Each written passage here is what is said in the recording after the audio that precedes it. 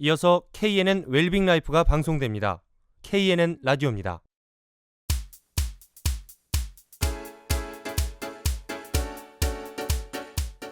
부산 경남 벨빙만 청취자들의 라디오 주치 KNN 웰빙 라이프의 조문경 건강 캐스터입니다.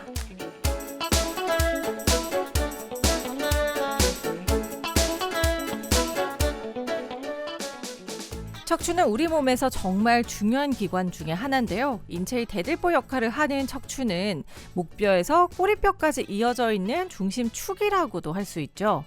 그런데 최근 컴퓨터나 공부하는 시간이 늘면서 책상 앞에 앉아있는 시간이 늘어나다 보니 척추 기능이 약해지면서 척추 측만증을 호소하는 분들도 증가하고 있다고 합니다.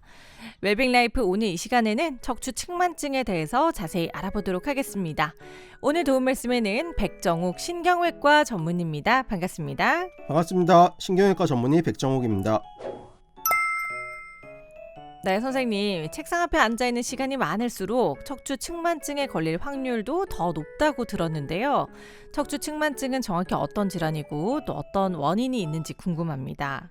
네, 척추 측만증은 말 그대로 척추가 옆으로 구불구불 휘어지는 상태를 뜻하는 것입니다. 보통은 육안상 보이는 신체의 좌우 비대칭으로 처음 의심을 하게 되고, 그러면 병원에서 엑스레이 촬영을 해보고 콥스 앵글이라고 정의되는, 그러니까 척추가 옆으로 꺾인 각도를 확인하게 됩니다. 의학적으로 척추 측만증이다 라고 진단하는 것은 10도 이상의 각도일 경우를 말합니다. 측만증에 관여하는 요인은 유전적인 부분이나 호르몬 이상, 신경이나 근골격을 침범하는 다른 질환 같은 것들이 있고, 이런 특별한 요인이 없더라도 특히 청소년기의 골격이 성장하는 시기에 척추가 비대칭적으로 성장하거나 비대칭적인 자세 등에 따라서 골격이 틀어지게 될 수 있습니다. 다양한 원인들이 있네요. 그럼 선생님, 척추 측만증에 걸리면 주로 어떤 증상들이 많이 나타나나요? 허리를 움직이지 못할 정도의 고통이 수반되거나 하는지 이런 것도 좀 궁금해요. 사실 척추 측만증의 여러 가지 유형 중에서 가장 흔한 형태는 청소년기의 특발성 측만증인데요. 그러니까 성장기 때 골격의 성장에 따라서 악화되는 측만증인데, 이 경우는 대부분 성장기를 마친 이후에는 비수술적인 방법으로는 쉽게 교정하기 어렵습니다. 그런데 이런 측만증이 있더라도 정상 교정이 가능한 청소년기 때는 특별한 통증을 유발하는 경우는 잘 없고, 나이가 들면서 이런 비대칭에 의한 퇴행성 변화가 누적되다 보면 만성적인 통증이나 협착증과 같은 병변의 발생을 촉진할 수 있는 것입니다. 즉, 이로 인해서 통증이 발생하고 불편함이 생긴다면 이미 교정할 시기를 놓친 경우가 많다는 것이죠. 그렇기 때문에 청소년기에 관심을 갖고 유관적인 이상 소견이 없는지 유심히 확인하고, 조금이라도 의심이 된다면 병원에서 진단을 받아보시는 것이 중요합니다. 그렇군요. 그리고 혹시 척추 측만증을 의심해 볼 수 있는 자가진단법도 있다면 알려주세요. 혹시 내가 척추가 바른지 아니면 측만증인지 체크해보고 증상이 의심될 경우에는 병원을 빨리 찾는 것도 도움이 될 것 같은데요. 어때요, 선생님? 네, 맞습니다. 척추 측만증은 조기에 관심을 갖고 발견하는 것이 매우 중요합니다. 이를 확인하는 것은 유관적인 좌우 비대칭의 소견인데요.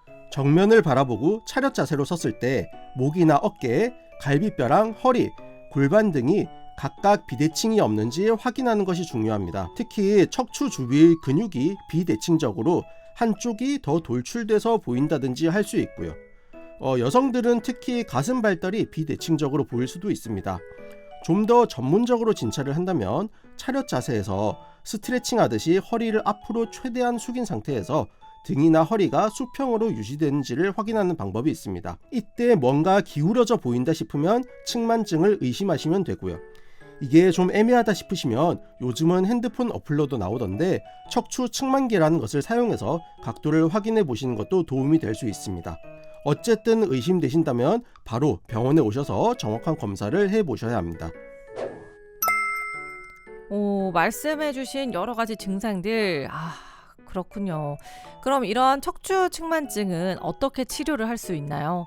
치료 방법도 궁금한데 꼭 수술을 해야 하는지 아니면 다른 치료 방법들도 있는지 자세히 좀 알려주세요. 네, 우선 각도를 기준으로 말씀드리겠습니다. 실제로 척추 측만증이라고 진단을 하는 것은 콥스 앵글, 그러니까 척추가 휘어진 정도가 10도 이상의 경우라고 앞서 말씀드렸습니다. 척추 측만증이지만 10도 이상에서 25도 이하 정도일 때는 적극적인 치료를 하지는 않지만 6개월 정도 간격으로 엑스레이를 찍어가면서 더 악화되지 않는지 주기적으로 확인을 해야 합니다.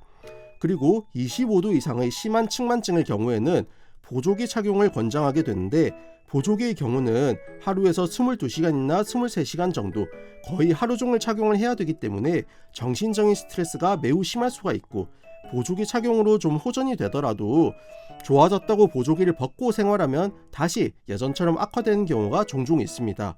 그래도 일반적으로 보조기를 착용하면 7-80% 정도에서는 호전을 보이기 때문에 충분히 고려할 만한 치료 방법이긴 합니다. 그 외에도 슈로스 운동이라든지 다른 운동 요법들을 병행할 수도 있고요. 또 각도가 45도 이상 매우 심한 경우라면 수술을 고려할 수도 있습니다. 네, 알겠습니다. 바른 자세를 유지하려는 습관 잘 들이셔서 허리, 척추 건강 잘 지키셨으면 좋겠네요. 오늘은 척추 측만증에 대해서 알아봤습니다. 부산 경남 800만 청취자들의 라디오 주치 KNN 웰빙 라이프. 지금까지 백정욱 신경외과 전문의였습니다.